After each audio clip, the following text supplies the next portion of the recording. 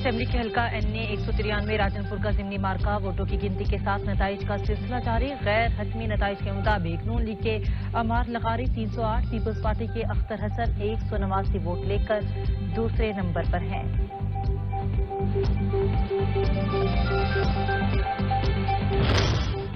राजनपुर ज़िमनी इंतखाब में जत्थों ने PTI हिमायती लोगों की फसलों पर ट्रैक्टर चला दिए। विवास चौधरी का इल्जाम, कहा दर्जनों लोग जाली पर्चों में जेल में डाल दिए गए। पूरे पंजाब की पुलिस शामपुर में लगा दी गई। बर्बरियत उरूज पर है, लेकिन फिर भी इलेक्शन PTI ने जीतना है।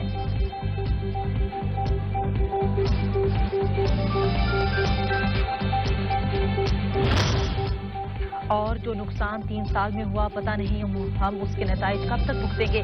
वजीर खारजा बिलावल भुट्टो जरदारी कहते हैं, हमने आईनी तौर पर साबिक वजीर आजम को हटाया, लेकिन उसकी सोच फिर भी न बदली। कठपुतली वजीर आजम को आइन के जरिए कुर्सी से उतारा।